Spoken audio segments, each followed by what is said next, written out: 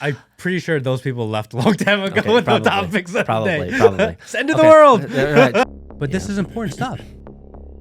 Speaking of frying brains, there used to be this thing that I had back in 1997. It was called a pager. Did you ever have one of those? I did. This is now a weapon. No longer a tool. It's a weapon. There's no way you can put explosive content like putty into a pager. They're far too compact. Far too compact.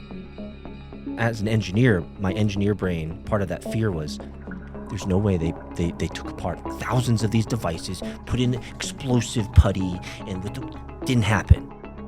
It was a infrastructure and firmware. I'm 99% sure. I don't even believe that physical war is a real thing. That physical war is just for the clicks and the views. If you blow up pagers in people's pockets, then everyone's talking about it. Everyone's sharing the videos. Everyone is. But the warfare is psychological. The whole 100%. Thing is psychological. It's always a warfare. psyop. It's always a psyop. Everything is psyop. And if that is true, again, the purpose, it's that it could happen to you. Yeah. That's it. You got it. All my 7 minutes of tirade is it could happen to you is the bottom line. Oh. Let's change the scenery. We don't know who's human, who's AI. Yes. The only way to be able to distinguish is that you have to start marking humans. You have to figure out proof of humanity. Yes, that's a good way of saying it. Proof of humanity. Yep. Or you have to mark humans. If you have to start marking humans, it actually leads into this one world digital ID future. Oh. Why would you rely on a phone which can blow up and possibly cause harm, where it's also rather inefficient? You might as well just implant a chip in your brain because it doesn't have the battery components. I had no idea you're going with this. Going back to the whole mark of the beast? Is that what you're going with? You don't need to worry about it blowing up in your hand. Yeah, but if you have a chip in your brain... It's safer. Trust us. It's safer. It's for your benefit. Oh, that's right. Why would you have to hold this like a monkey?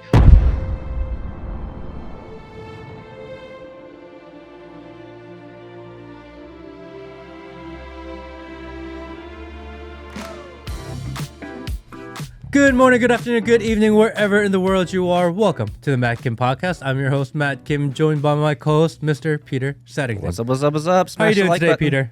I am good. Quick recap for people. Actually, I want to start with this. We have a few episodes that we've put out so far, and for some reason, it is very difficult to break through the YouTube algorithm.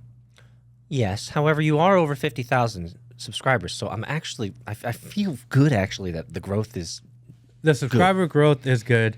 The viewers are low. The more than the views being low, the impressions are low. Oh yeah. They're not promoting anything. They are not showing this at all. Yeah. So if you enjoy the podcast, if you enjoy the show, the best thing you can do to help us out is actually just share. Yeah. Tell a friend. Let people know that we are online, that we are making these episodes, that we are recording pretty much on a weekly basis. And there are clips out there for people who want shorter form, etc. Definitely go spread the word, because that's the only way that we're going to break through this algorithm. Yeah, and if I may add just a little bit more, it does not take a whole lot to smash the like button and make a comment, create engagement. Like I do it, I do it as much as I can. I think I pretty much have hit comment on and hearted and thumbed up every single video.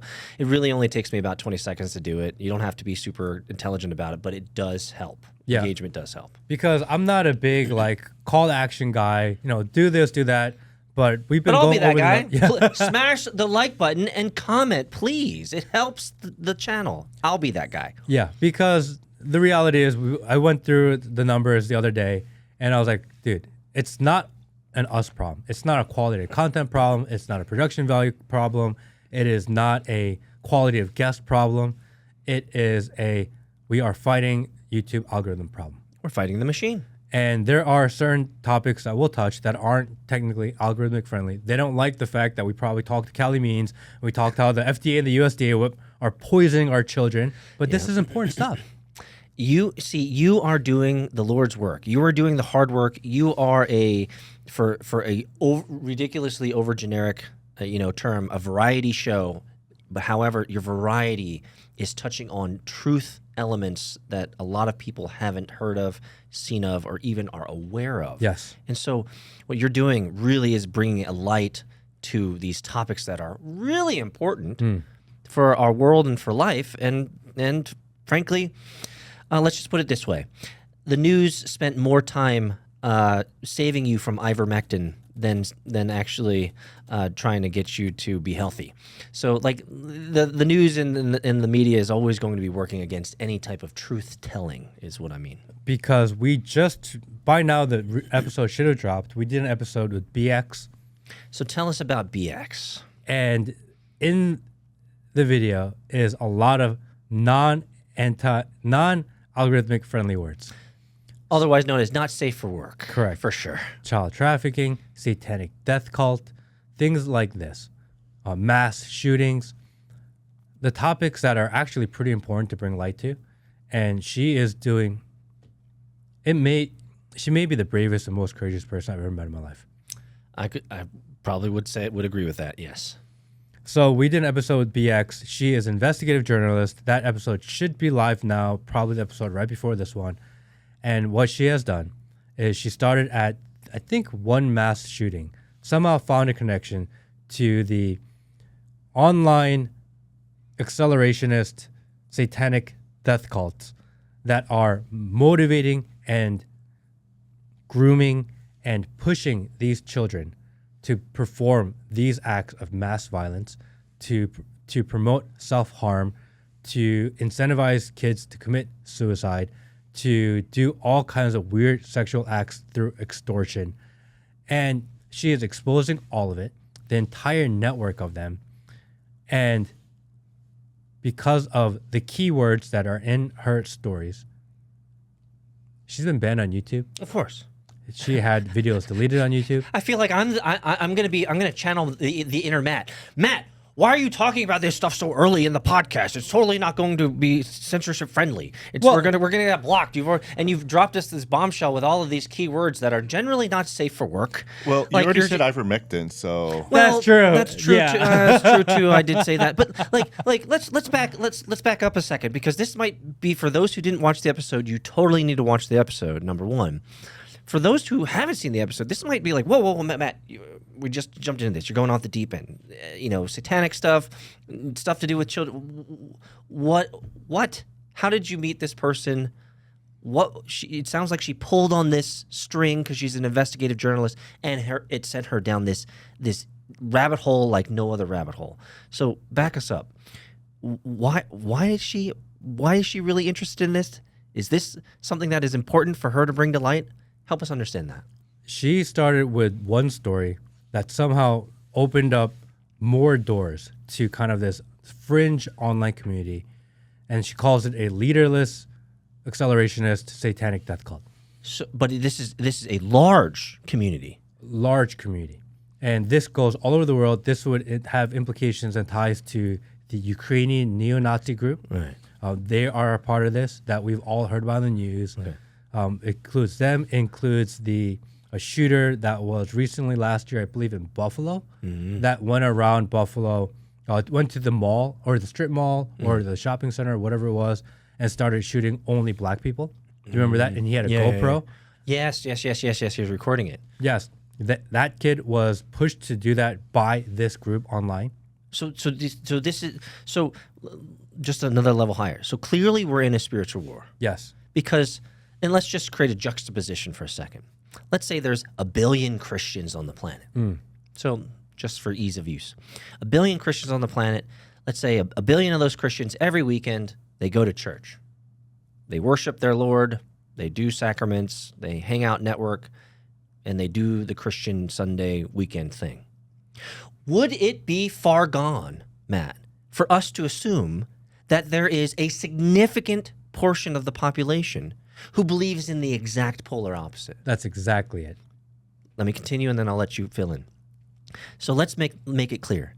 If there's 1 billion Christians every weekend who celebrate Jesus and God, it would stand to reason that there is, maybe not a billion, but let's say tens of millions, maybe hundreds of millions of individuals who worship Satan on the other side of that equation. Would that be too far gone for us to assume? I don't know the numbers, but I think the premise makes sense. Sure. And so my point I'm trying to make is the world is blinded to this evil that is, I would say, not only growing, but is becoming unmasked. Yes. Like it's like, whoa, whoa, whoa. The shit was always here, but we liked it when we didn't know about it. Yes. But it's actually gotten too large and it's gotten too effective that now we're seeing these threads of these events, and it's like, whoa, there's a larger platform underneath this. Is that what she's uncovering? Just like technology has helped people find God, find Jesus, find Bible, find community, it is also helping the other side find Satan, find community, find a way to spread their message. And they are deep within Discord groups, Telegram groups, private servers, etc. They are recruiting. They are using things like Roblox and Minecraft to gather up children.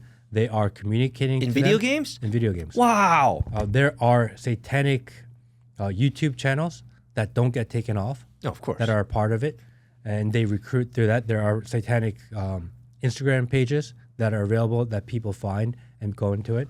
And these people, what they want is that they want to accelerate the fall of society. They are waiting for Satan's return, and the idea that if they were help bring the end of the world faster, to bring pure chaos quicker, that Satan will come, and once he comes, they will be on his side when he takes over. Just like Christians believe that Jesus will come, and he will rule the earth for 1,000 years before the whole thing is over. Right. They believe the same thing, that there's the end of the world, but the exact opposite, that Satan wins that battle. So it's clearly has religious undertones. Crazy. Like religious undertones. Yeah. You said the second coming of Satan. Like you don't often hear this on mainstream news. No. The second, right? I mean, so these people really believe this stuff. Yes. And you said, and I think this is an important word. They're accelerators. Accelerationists. Accelerationists. So unpack. What does that mean to be an accelerationist? Because I would think that under that very broad term, accelerating, that anything that would increase the speed of chaos and demise of humanity is fair game in that, under that umbrella. Yes. And there are levels to it. There are people that just want to bring on chaos. There are people that want to bring on chaos via mass murders. There are people that want to bring on chaos via just simple division between left and right, between families. So there are levels to the amount and deepness of chaos that they want to create. Amongst that, she has uncovered and infiltrated the deepest and darkest levels of it. When you say deepest and darkest, we're talking about evil at its core, like killing, like all the bad things. Yeah. Wow. So it's pretty bad so stuff. she has to be a pretty tough character. She's brave and courageous. That's the only way to frame I her. would assume that she probably has death threats against her in these All the types time. of things. People she gets death threats all the time. She lives her life as though at any given moment there could be an assassination attempt. Really? And she's one lady, one woman. Describe this lady to us. She's probably like 5'5", 120 pounds. And, like she's really well spoken. She's very pretty. And she's just out there doing it because she feels as though like no one has gone as deep as she has. And she's put in about 3 years of research into these communities, infiltrating into the deepest parts of these online fringe communities. If she were to stop, no one has the wealth of knowledge she has. So all the research would just go away. So how is, and I want you guys to watch the episode. It's going to be an amazing episode. Clearly don't have your kids around, not safe for work type of stuff. But I would assume that she's documenting this. She's dead man switch type of stuff. Yeah, like, she has I think years of research that she can publish. She's limited by time because it's pretty much her and a couple of random people that help her. Yeah. Outside of that, she has a full-time job. This is our part-time gig. She doesn't make money doing it. She just feels like she has to because she knows. And if she doesn't put it out there, no one else will. I would have to say then she clearly has a deeper calling on her soul to go into this den of evil every single day, right? Every parent should at least watch and listen to it because you should at least be aware of what's online. Because, and something we talked about is during COVID, a lot of teenage kids, maybe middle school kids, they started just going online. Yeah, searching. And a lot of parents are like, yeah, my kid's just been in his room on the computer a lot, chatting with friends. Yeah. Well, who are they talking to? What are they talking about? Which fringe communities has he been joining? And the groomers and the people within these communities teach these kids how to not get caught. Oh, wow. How do you true grooming? It's true grooming. Yeah. How do you avoid these conversations when you're at home with your parents so that they don't know that you're joining these communities? So how do you obfuscate activity? They are actively being taught that as well. Wow. So if you're like, well, my kid's not a Satanist, there's no way for you to know. You have, like she said, do not let your kids on Discord at all. Yep, I know. That was one of the rules for my son because he does sim racing every day, and part of that is Discord racing communities. And it's a bunch of old dudes who are vulgar as AF, but Discord is a honeypot of things that you can't unsee once someone enters it into the chat, and you're like, bro, probably should have never been in there anyway. They'll join random Discord groups. Do not do that. And they'll identify kids within just regular channels that are seeming lonely, seeming lost, maybe fit the psychological profile, and they'll start chatting prey to them. on these individuals. They'll be nice to them. They'll give them attention, especially girls. These guys will just give them attention because that's what they want. If you're 13, 14, 15, 16, you just want attention. Yeah. These guys show up, give them the attention that they crave, and then it's like, hey, by the way, why don't you join our other Discord channel that's private? Why don't you join our private Telegram server? And then you go one step deeper, and they'll take their time. They'll work on them from when they're 13, and then when they're 16, they'll release it. They'll like put them out into the world. Dude, so, that's like a program. Yeah, and it's leaderless, which is the craziest part. There's no top of the snake here. It is this mind virus, hive mind that started off of one ideology, which is bring on the end of the world, and it spreads like a virus. Wow. So there's a lot more questions, but you guys definitely want to watch the episode to check it out. My final question on this topic, and then we can move on, is has she found connections from these evil communities to policy and decision makers in our government? She hasn't gone that far yet. Because that would get her deleted, if you know what I mean. No, she hasn't gone that far yet. Anyone that she's worked with, within government, they actively want to stop it because this is kids, this is children, this is evil, pure evil. Yeah, mass chaos. And at least the people she's dealt with, they are on the same page. They are just underfunded, understaffed, and underutilized. So we've seen stuff in the news, like the Epstein stuff, the Nivex Club or whatever it was called. I never remember the name. We see spirit cooking stuff. The Hollywood entertainment politicians, they're all lumped in the same. And frankly, there is clear evidence that the upper echelon of the elites participate in these very evil acts with everything that you just said.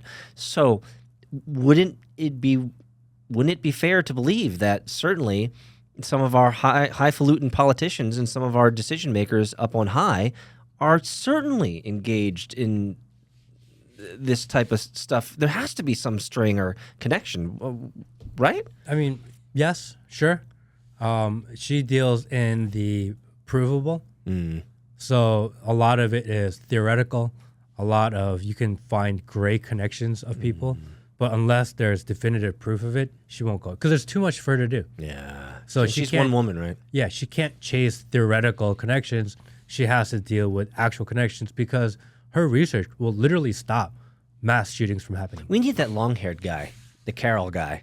He does all the deep dives into BlackRock and stuff. Yeah. We need him to dive into this. The big names don't want to touch this. Because, again, it has the keywords. That will get you shadow banned, that may get you deleted. That's true. You can say BlackRock all you want and still be monetized. Yeah, they don't want to deal with this. The most big names don't want to deal with this stuff, which is why she's kind of on this lonely island by herself. So there seems to be a common theme, and it's not a good theme, Matt. and I think this might be a good segue to maybe a next topic, but there seems to be a theme, you and I have been around long enough, that more and more and more of this evil malfeasance is being uncovered. I mean, Bill Clinton years ago was tip of the iceberg, right? Tip of the iceberg. And so now we have people who are investigative journalists who are looking in and seeing the vast scale of these types of things. And then we have, the uncoverings of Epstein. And now we have a media mogul in Diddy. I mean, things are coming out. And so... By the way, this is the first time you said Diddy and didn't make a Diddy joke. Yeah. It almost got me, slobbering on this. Okay. Sorry, everyone. Slobbering on this knob here. My bad. But, I mean, so moving on, a big, heavy-hitting topic this week was Diddy is now held in jail without bond. So what happened there? To be honest, I have given the Diddy thing almost zero thought. Because, we know. Everyone knows. The question is, are we ever going to really know? This is what I told Or is it going to be just another Epstein? Where it's like, oh, yeah, we know. But as far as details, as far as who's involved, as far as the tapes that the FBI has already seized, that they will not release to the public, that they will not give information for, it's like Epstein again. Yeah, and what makes it easy is all of these CEOs of all of these media companies resigning all this week. Have you seen all that too? Nope, it's all over the news. You can Google it, Will. You can type in Google. Media CEOs all resigning this week. They say it's coincidence because of, the Diddy stuff. But if you're Diddy, you've touched all the major media moguls and all the labels and all those CEOs anyway. Also this week, we had the entire board of 23andMe resign. That is, I think, one of the more shocking news items. Why would the entire board of 23andMe, the DNA company, resign all at the same time? And they had all of their information leaked, hacked 2 years ago, 3 years ago? And we realized that all of their data is going to the Department of Defense, NSA, and some conspiracy theorists were saying that they're looking for the bastard child, the savior of the future. Maybe this is the Satan that these people are. That's the deep conspiracy. They're collecting everyone's DNA to find the one. So which one are they looking for? Are they looking for not the Jesus? They're looking for the. They're looking for the Antichrist. Yeah, that's what the deep conspiracy theory said. Interesting. So some conspiracy theorists said that the board resigned because of Diddy stuff. Some people say it's because more disclosures happening around how they've weaponized all of our DNA and you should have never given it over to them. Another conspiracy theorist is they found the one. And question then. Totally different direction that I wanted to go. But I have another question then. The biggest fear that people have are two. We have two big fears in life. One is that the end of the world is coming. Okay. Right? That there's going to be a rapture, that it's going to be end of the world. World War III. World will end. The second biggest fear is that there is this organization or group of elites or whoever you want to call them, maybe they're even leaderless, that want to transform the way of life that we have now into a one world order, that want to create digital IDs and passports for everyone, digital currency, and remove countries and borders, remove the difference between people and make everything one so that they're more controllable and create this weird dystopian future. Yes. You can't exactly stop either.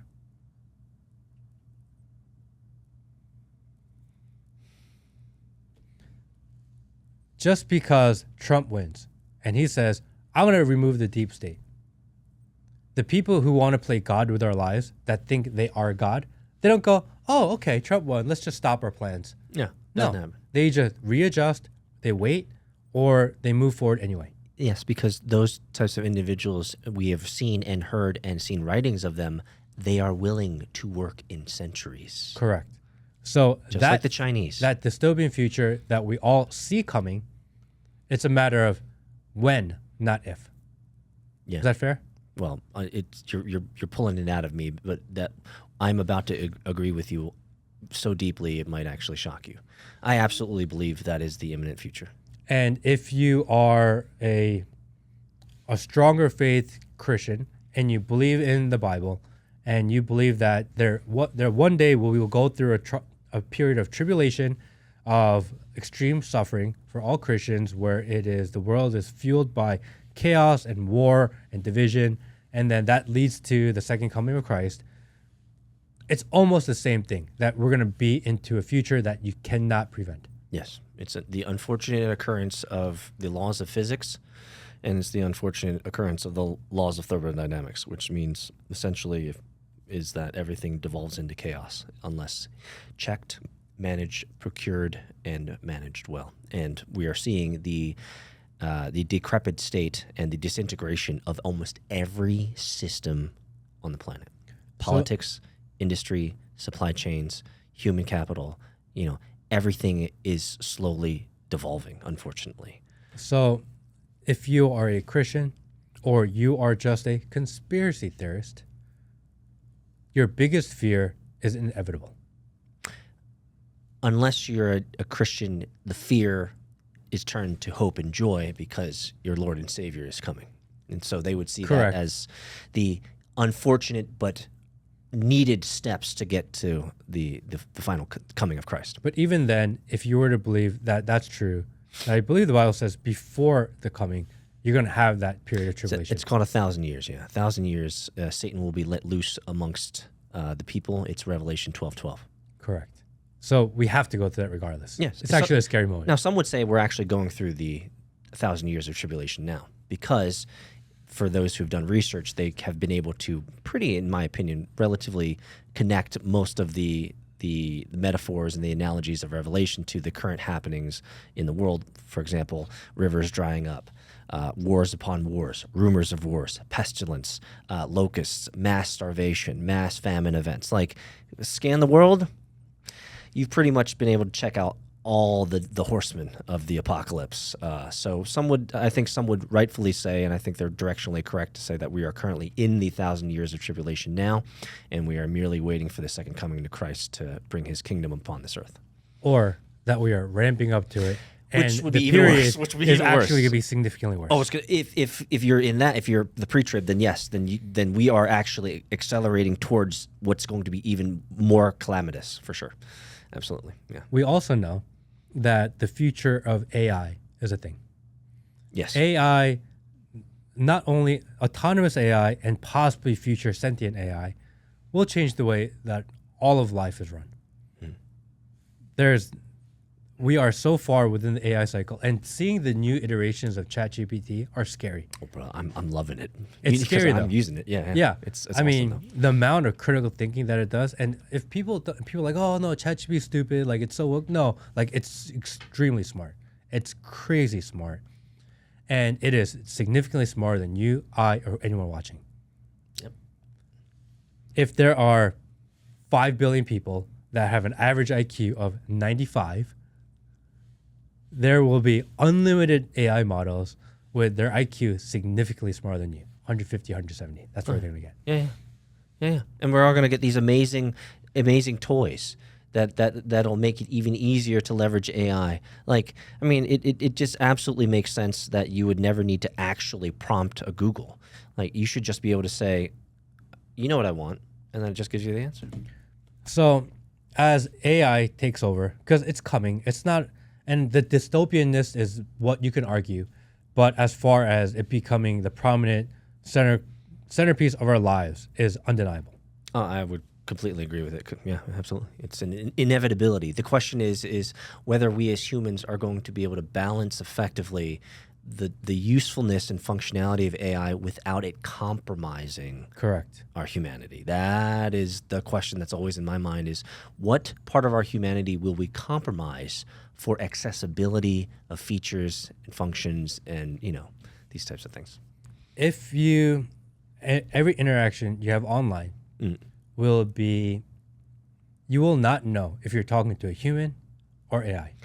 Most comments on most systems are AI bots now today. Currently, 50% over. Yeah. So in 5 years, there will be no distinguishing between the two. It's impossible to know now. Okay.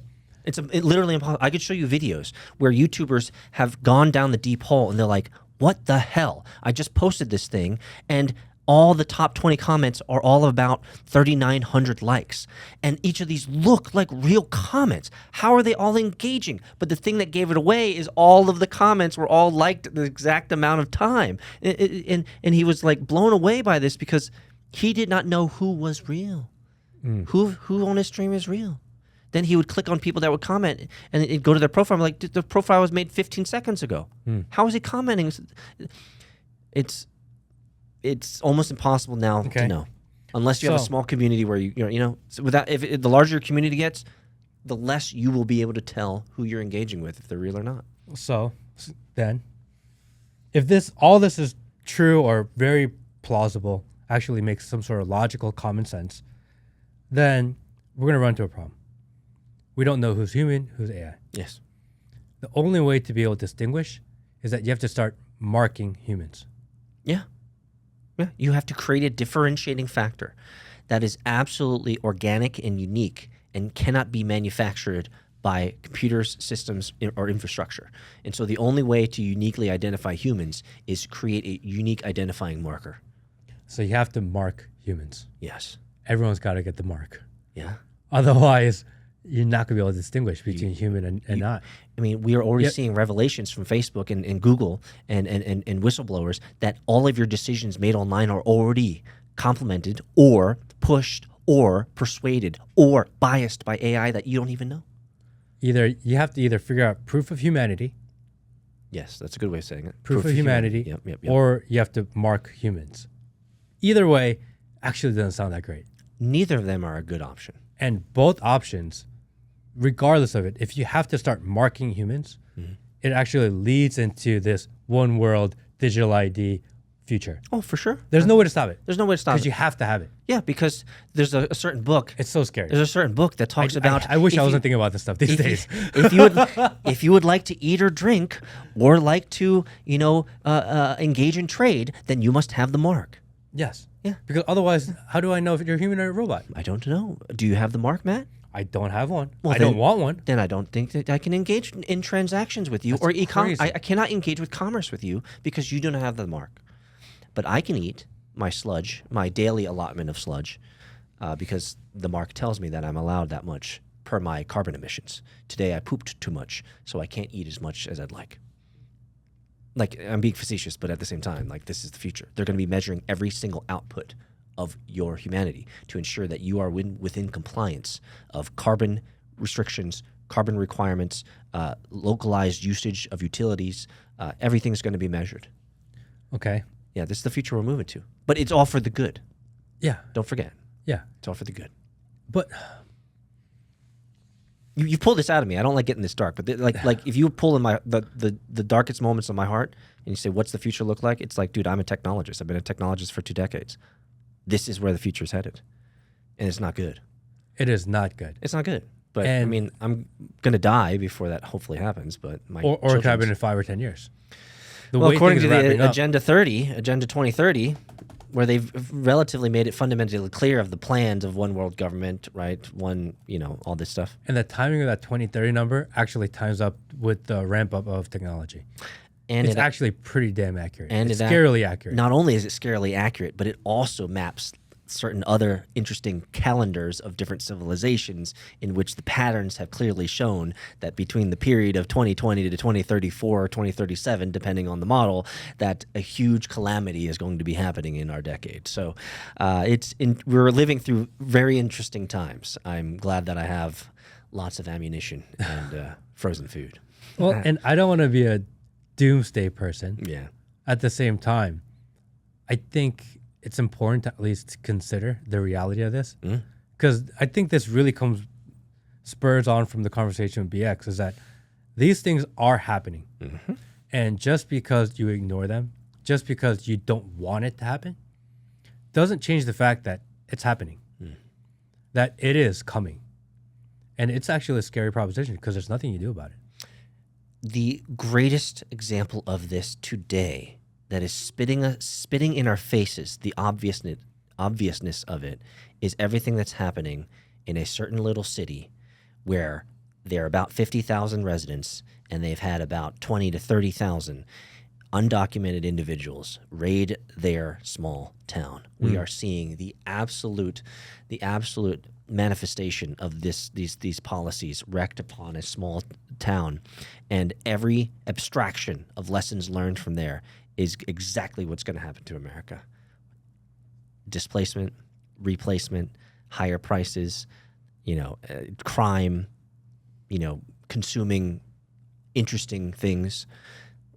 It's only going to continue. Like this is the trajectory of all of the policies of our leaders today. So the AI futurist will argue that the growth of AI will actually be deflationary in pricing, because all the systems will get better. They'll be able to do more work. They'll be able to accomplish more. They work 24/7.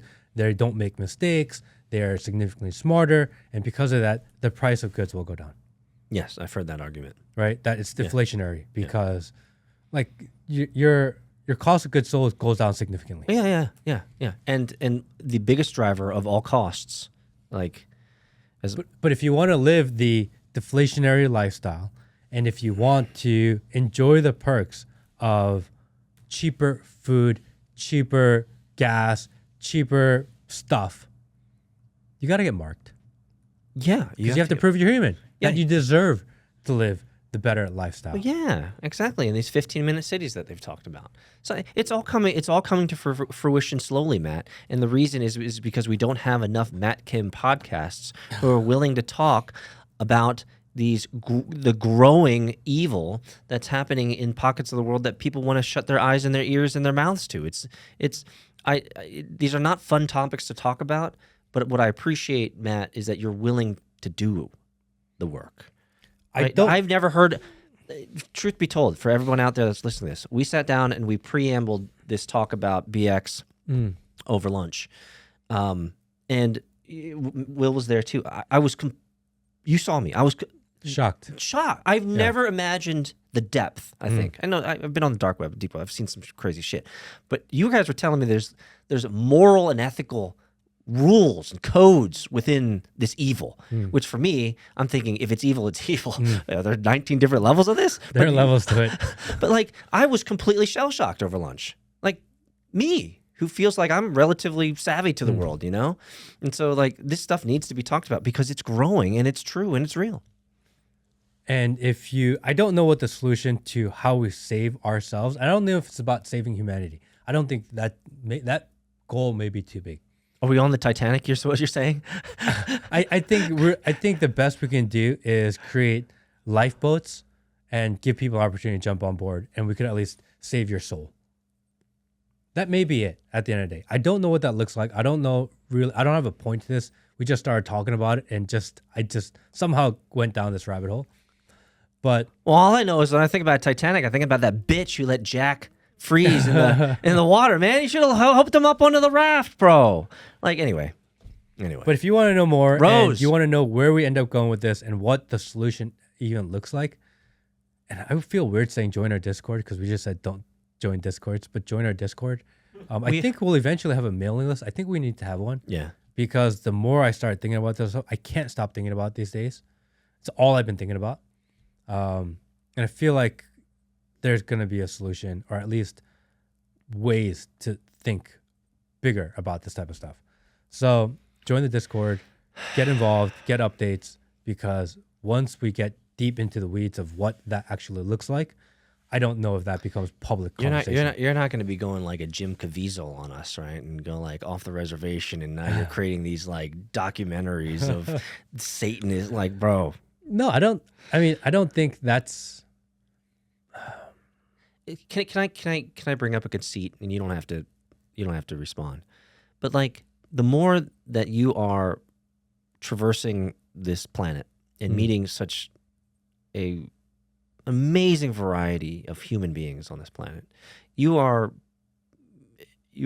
opening yourself up to experiences, knowledge, situations that you would have never dreamed that you'd be having these types of conversations. Correct. We'll start there.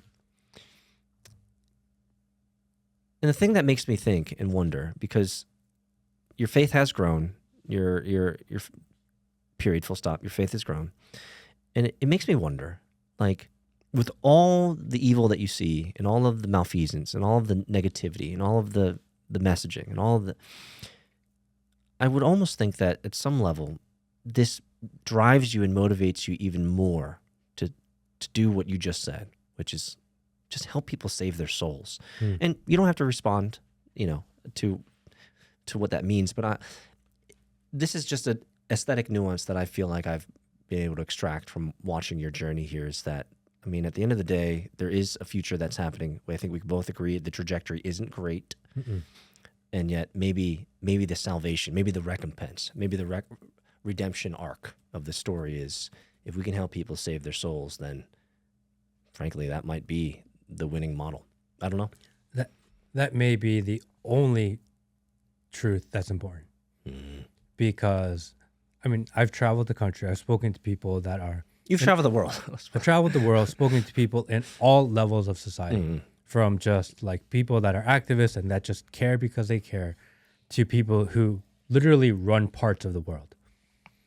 And what I've come to realize is that there is a dark dystopian future that is on its way, and literally nobody has a plan, which is the scariest part of it all, is that the darkest parts and the side of evil have a very specific plan. They know exactly what they want to do. And the side that says we're fighting against it, there's no plan. So the Christian NPC would say, well, God has a plan. So what's that plan? I'm not God. If you were to conjecture for a mere moment as a mortal, what would you say? What would be the overarching plan? Is that the Bible narrative arc is just simply coming to fruition as it was said in the prophecy long ago? Could be. I heard that Trump almost got killed again. You want to talk about that? Yeah. Like, we're just going from one negative thing. We went from Satanism to the end of the world, AI, but it's all the same thing. Changing gears. Yeah. Changing gears. Yeah. Quickly wrap that very long preamble up. I don't know. We're just two dudes trying to figure out life too. At the same time, trying to help other people see the different parts of life as well. We came into this year and a half ago, longer now, kind of invoking Socrates. So what invoking Socrates is a mental model of saying, I know nothing. And when you invoke Socrates, it's a humility, it's a position of humility, saying, I fucking know nothing. Let me just ask questions here. And I think we've done a really good job keeping to that model. I think everybody notices we have never actually dictated a commandment or dictated this is the solution. Other than like, subscribe, comment. Yeah. Right? See, I did that too. That's it. Just do that. But we're not this answer man. We don't have all the solutions, but we know that talking about it. And what I love and appreciate about our friendship and about being able to do this with Matt is that we can speak candidly about this. Again, we don't always agree, but we're willing to bring it up. We're willing to talk about it. So, do you want to pivot? Yes. Trump, over the weekend, the news was Trump has survived another assassination attempt. Apparently, in the most obvious place that someone could be laying and hanging out in preparation for his golf. It seems really odd. And a couple things. Number one, can't believe it happened again. Pretty egregious. So soon. Number two is that something that I found interesting that I thought about is that Trump actually didn't have to go through the emotional and shock value of having actually a second assassination attempt because no one actually shot at him. He did not see the shooter, and that it was 2 holes ahead of him in golf, at the golf course. So like he actually had no interaction there. So the only way he knows is because someone came and said, "Hey, by the way, we had to get someone." So he didn't have to go through the emotional roller coaster that he went through the first time. The first time he got shot at, he has blood running down his face, and he's thinking, "Oh my gosh, am I dying?" And it changes you as a person because you have your near-death experience. Oh, no doubt. The second time, I don't think it's the same. Well, to be fair, from the news, and who knows what's true, the Secret Service actually shot at him. So Correct. from what I heard in one of the commentary is that Trump heard the shots, which could be post-traumatic stress inducing, right? Correct. So to give you can give the man credit. Like Yeah. if you're literally 6 weeks off of getting shot and you hear gunshots again, if you jump for a second, I would not give you any grief. I'd be like, bro, like, fair enough. So I think you're right. He didn't play it off. He didn't leverage it as a sledgehammer to say, look at what you guys are doing. He's very much playing kind of the cool as a cucumber card, and it almost makes me wonder. And this is just because nothing in the news is we know if it's real or not. Is if this is just part of the show. Well, if it is, I don't think constantly saying that everyone in the deep state and all these establishment and the FBI and whoever else, they're trying to kill Trump. I don't think that's a good narrative, actually. And the reason I say that is because it makes people really start thinking, what if they get him next time? And once you put that into their minds, now everyone's looking at J.D. Vance. It becomes, are we willing to elect J.D. Vance? It goes from, are we electing Trump to, well, he may not make it because they keep on saying everyone's trying to kill him. They keep on saying that this is a second attempt, a third attempt, a fourth attempt. Like, there's a lot of attempts going on here. What if he doesn't make us?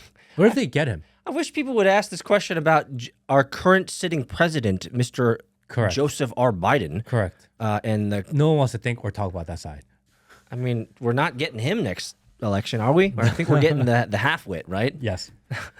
Yeah. So Which you totally said last week that she's a 5D chess player. yeah. Because she's And I said up, down, left, right, through space and time.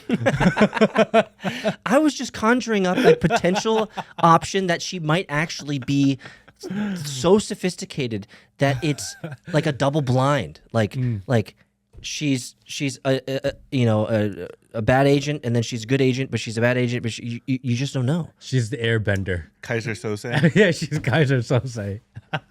You got it. You got it. She's the Kaiser Soze Of politics. She's actually been dead a long time. And she used to walk with a limp. Man, Kamala.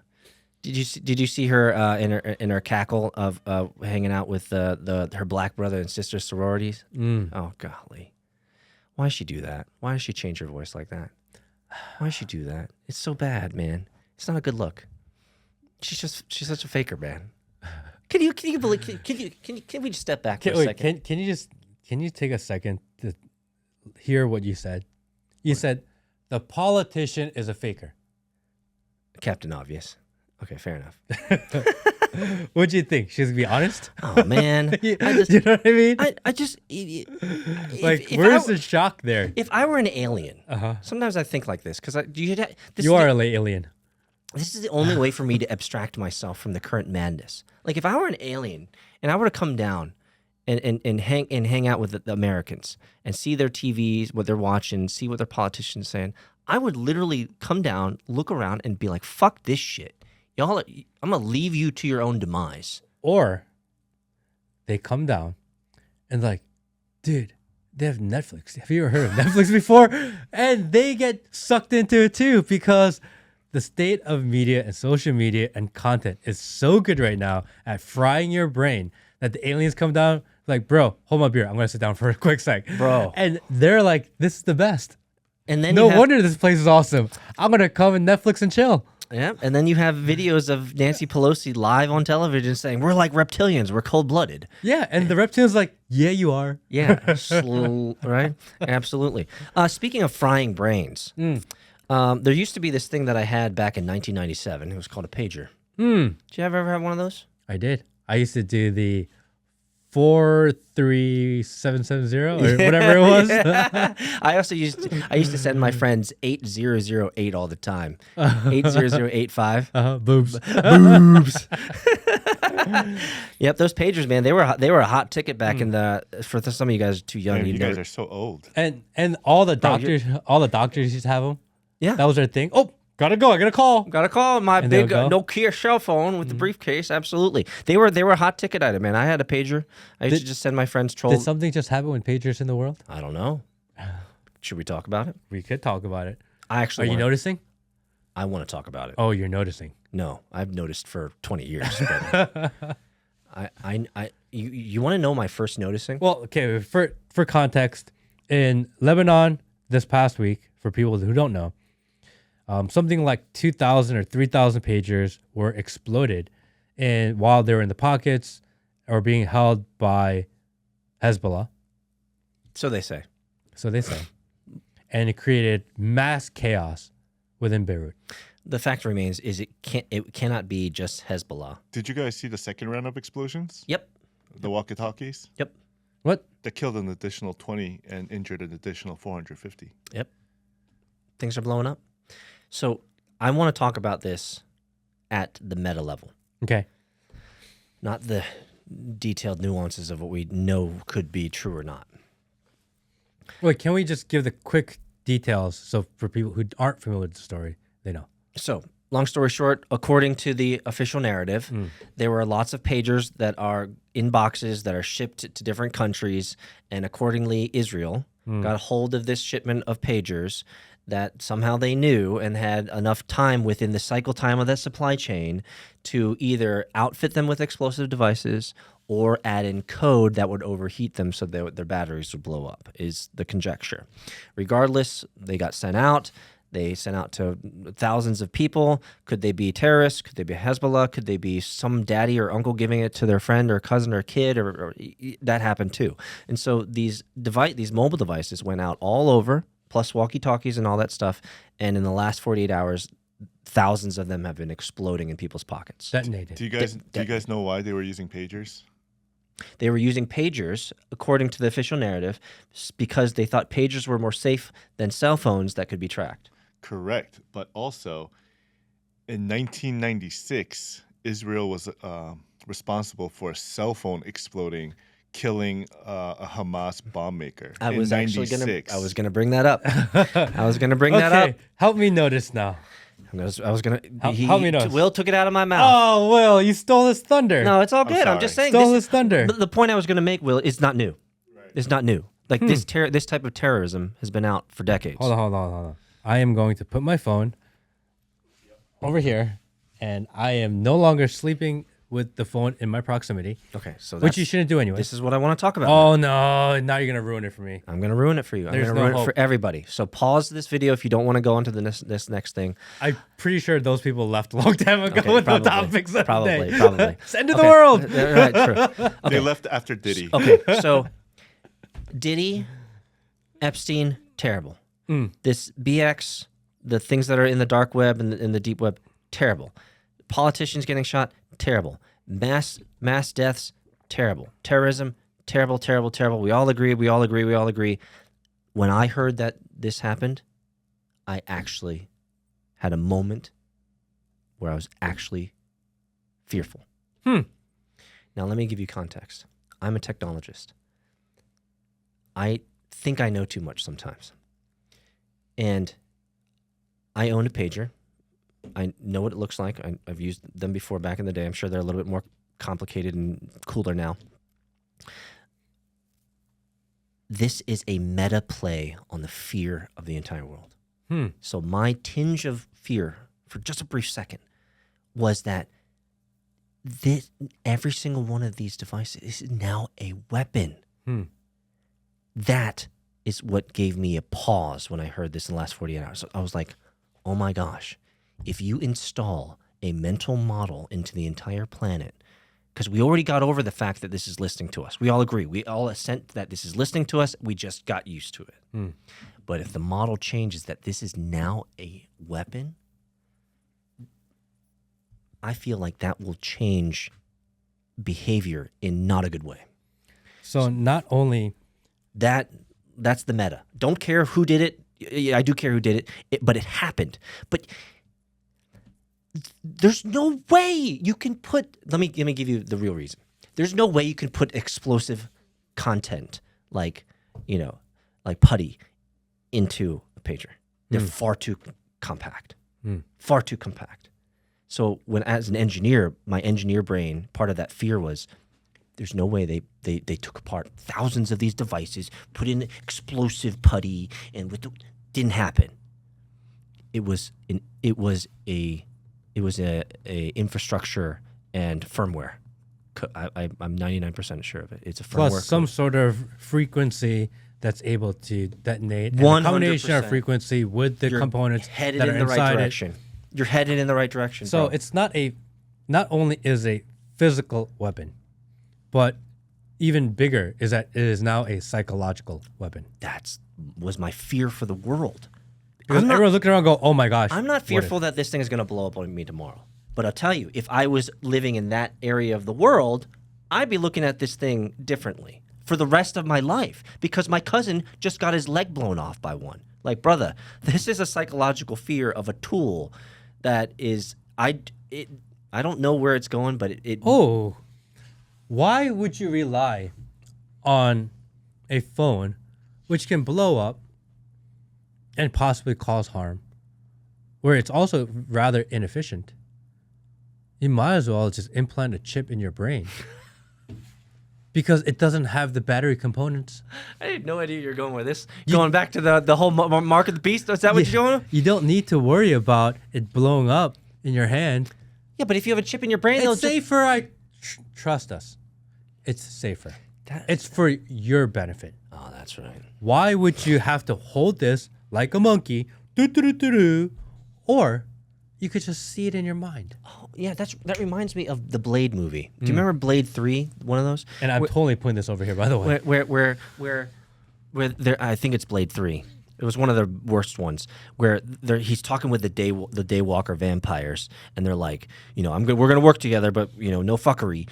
And one of the guys is like, well, he comes up acting all hard, and Blade grabs him, spins him around, and then jams into the back of his head this detonator. Do you remember that? Right? That's been in other movies too. And he's like, now I got you, bitch. You do any move, I'll detonate it, and your head will blow off. That's what you're talking about with the chips, brother. Mm-hmm. But they're going to tell you it's safe and effective. If you could are you going to question their claim of safe and effectiveness? What are you, a conspiracy theorist? Misinformationist? Disinformationist? They said it's safe and effective. If this can be blown up by... Safe and effective, bro. Stop questioning. Safe and effective. Yes, Amasa. Just put it in your brain. Amasa. The devices are dangerous. They can blow up in your pocket. You might lose a ball. You don't want to lose a ball. Oh, are you saying you want to lose a ball? No. Well, then why wouldn't you implant it in your brain unless you want to lose a ball?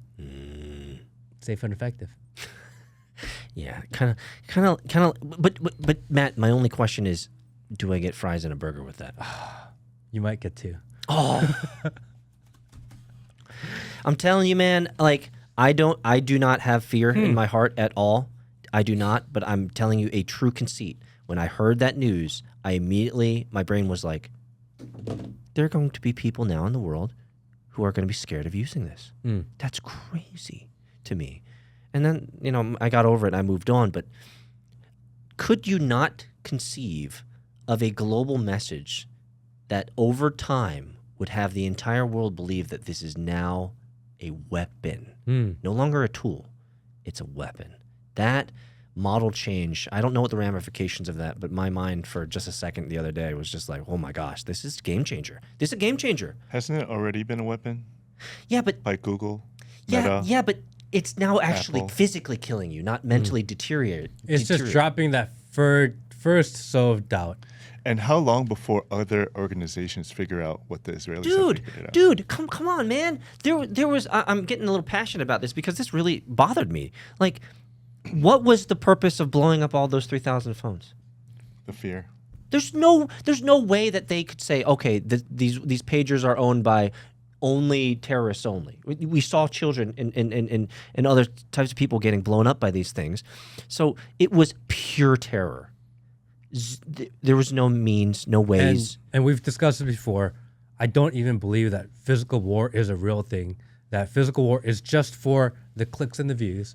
If you blow up pagers in people's pockets, then everyone's talking about it. Everyone's sharing the videos. Everyone is. But the warfare is psychological. Oh, the whole 100%. thing is psychological. It's always a warfare. psyop. It's always a psyop. Everything is psyop. And if that is true, again, the purpose would not be to make people fear of the actual device or that people are being terrorized or whatever else overseas. It's that it could happen to you. Yeah, that's it. You got it. All my 7 minutes of tirade is it could happen to you is the bottom line. Ah. So So more can doubt, I add in chaos. another layer to this? Will said, and I said it before, the Israelis got it. They admitted it on the news. The Israelis got it, and they did this. Let's change the scenery. Let's say it was ISIS, and let's say it was Chicago. What would we be bombing ISIS right now? So why aren't we bombing Our friends, our greatest ally. They're our greatest ally. Dude, oh my gosh, they told us they're our greatest ally. Our greatest ally. Greatest. There is 99. Ally. Is 90. There's only 350 million Americans on the planet. Okay, most of the world is not America. Most of the world looks at this and says, "Bad guy blows up 3,000 devices. You're a bad guy. We should probably do ally. bad." But Americans, we're looking at it and saying, "Good guy blows up 3,000 random people. Good guy." Greatest ally. It's what I'm told. It must be true. Why else would they tell us? Why else would they tell us over and over and over again that we must protect Israel because they're our greatest ally over and over again? If it weren't true, greatest ally. We've been told that over and over and over and over and over again. How could you not side with them? They can do no wrong. They're our greatest ally. I'm so confused, Matt. It's so confusing to me. Like, I just try to think of things objectively, and I feel like I have to retard myself around people. I have to actually become stupid around people so that I can move freely without friction. Or does that make sense? You could just comply. I mean, life is This is the worst podcast of all time, guys. life is so much easier if you just comply. Just say yes. Yes, master. massa. Yes, massa. Can it bend me over? Can I take some more massa? Yes, they are our greatest ally. Cell phones, physical cell phones bad. Brain chips are better. Right? One world government is good for humanity. That it's all going to be safe and effective. That it's for your benefit. That universal basic income will save the world because then you don't have to work as hard. No one wants to work. Why would you work? We'll just let the robots work. And we'll give you all the free stuff, and all you gotta do is get a mark just to prove that you're a human. Like, all this stuff sounds great. All you gotta do is comply. So let me ask you this: Just comply. What do you think the mark is going to be? I have no idea, man. Do you think it's a chip? I don't know. I also often think, like, what do I think the Antichrist will be? And do I think it's gonna be sentient AI? Maybe. I think the Antichrist is pretty human. I think that, from what I understand. So maybe sentient AI with a human form. Who knows? All of the they say that he's gonna be charismatic. You can look it up right now, Will. All of the board members of 23andMe just resigned. One of the deepest conspiracies behind that is they found the child. Or they know the formula To create the child? The child. Whoa, that's They create the child. They inject it and implant it with this new form of sentient AI so that you have this hybrid model that's both human and AI, and that could be the end. And maybe that's it, because they'll have the charisma of a human, they'll have the knowledge base and comprehensive skills of an AI. Could be. So, verified? That the Antichrist is from 23andMe. All Is that board what we're members, except for CEO, quit over plans to take DNA testing company private. So that's the excuse. Well, we already know they sold us out to all the government and military, so they have all your DNA anyway. You spit in a cup, now you're part of the machine. Did you do that? I don't know. Probably. I'm just going to admit it. I did the 23andMe when it first came out. Oh, no, I didn't do that. Decades, not a decade ago, but probably well, it was before I was married. So yeah, over a decade ago. I'm afraid they're going to come back and tell me I'm 97% Jewish. What if I know the truth? Then now I got to reframe my entire life. Well, if that's true, then you should start worshiping Satan. I was going to ask for like media perks, but fine.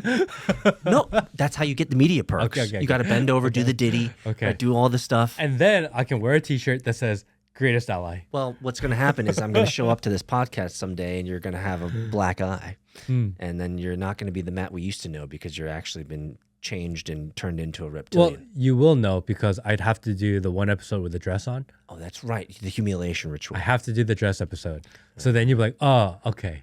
And He did the 23andMe. The fact that we are speaking so candidly about this known pattern, for those who are out there like, what are they talking about? Brother, have you been living under a rock? Join the Discord. It's in there. Yeah, we got people in there for you. There are enough people in there that Yeah. will expand on it properly for you. It's All not, we don't need to expand publicly. So a lot of things are happening. We are less than 50 days away from election. What's the next shoe to drop, Matt? That was my question as I was coming in here. I was like, what do you think is the next shoe to drop? Because we have presidents being shot at. We have entertainment moguls, getting found out. We got more money going over to people that are blowing up cell phones and blowing up pagers. I mean, what's the next big thing, Matt? Well, the next big thing just happened. Oh, what's that? The Fed just dropped interest rates 0.5 point. Oh, It's a big drop. It is a big drop. Mm-hmm. So They dropped it on the same exact date in 2016 also. Or 2020. Oh, 2020. So, is this a distraction?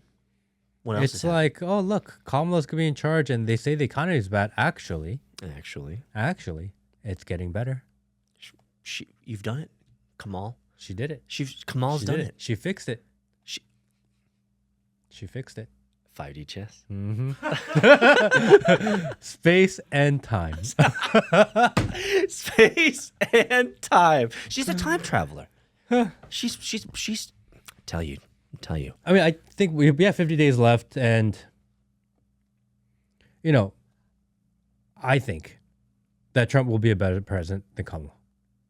I think most people agree. I think most people that are watching agree with that. I don't think we're changing people's minds to vote for Trump. I think most people that are watching are like, yeah, I'm going to vote for Trump. If we can work with that premise, then we can talk about deeper issues. If we are worried about convincing people to vote for Trump, then it's like, oh, Trump's the best, guys. Vote for him. Yeah, we're beyond that. We're beyond that, right? We're beyond that. Okay, I have a different question. Okay. My biggest fear is that we are simply replacing one deep state with another. Can I show you a picture? Are we going radio silent for this picture? You can keep talking. I'm just going to bring up a picture, man. And this is a picture that I lived my life by ever since, not lived my life by, but informed my way of living. Read that. Read the middle. Read the middle out loud. Read the middle out loud. It's by the highest degree 33 plus Mason. Quote. Read it. What does it say? Albert Pike says in Morals and Dogma, we always give the public their heroes. We gave the heroes to every faction and the people. Once they hear this people say all the right things, we give releases to them because he or she speaks for me. That's how we rationalize it, and we sit back and re-guide it again. We say, go here and go do that, and they do it. We give our power to the authorized heroes. Yep. And so that's the highest degree Mason, supposedly the one that has helped organize the royal families of the world into one global kind of conspiracy. And if I can just repeat what Matt said, he is quoted as saying this: we will always give the public their heroes every single time.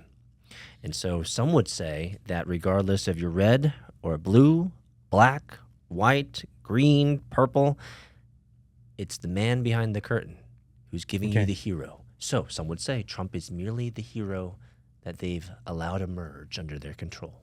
If we say they are deep states, if you want to say there are dictators in the world, if you say that there are monarchs in the world, there is a such thing as a better deep state and a worse deep state.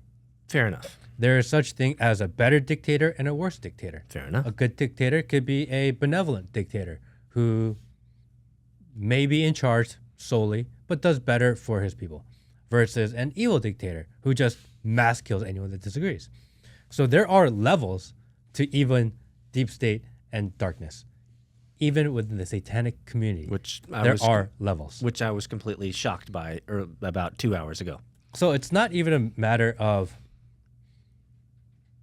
whether or not, before we were rudely interrupted, it's not about whether or not we will remove the deep state. It's whether or not we will replace the deep state with one that is maybe more friendly to us. Is that really what we're playing for? Choosing the lesser of two evils is what you're saying? Yeah. As much At least one deep state pretends to care about the issues we care about.